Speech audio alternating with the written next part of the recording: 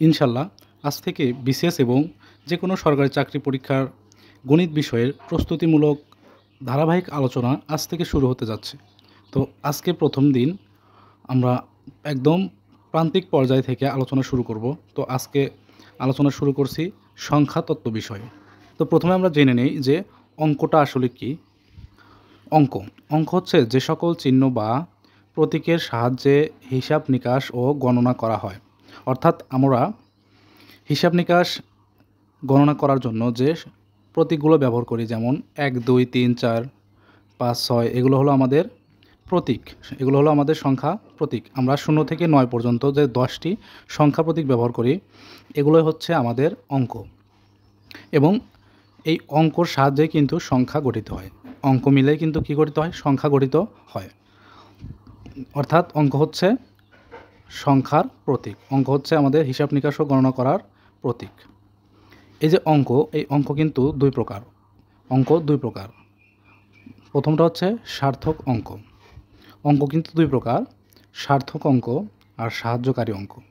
সার্থক অঙ্ক কী? দেখুন, আমরা 1 থেকে 9 পর্যন্ত যে সংখ্যা, আমরা যদি এর সাথে শুধু 1ও লিখি অথবা 2 লিখি, 3 লিখি, এগুলোর কিন্তু নিজস্ব ভ্যালু আছে। আমরা যদি এর আশেপাশে অন্য কোনো সংখ্যা না লিখে শুধু 1 লিখি, তাও কিন্তু 1-এর একটা নির্দিষ্ট মান আছে। 2 লিখি, 2-এরও কিন্তু একটা নির্দিষ্ট মান আছে।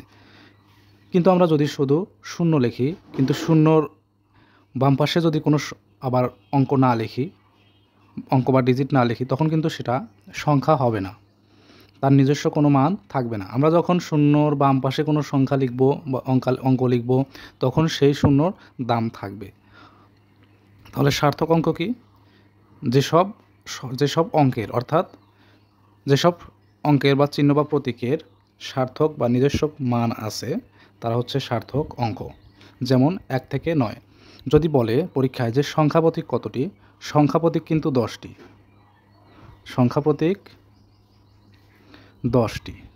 কিন্তু যদি বলে সার্থক অঙ্ক কতটি, তখন কিন্তু আমাদের বলতে হবে সার্থক অঙ্ক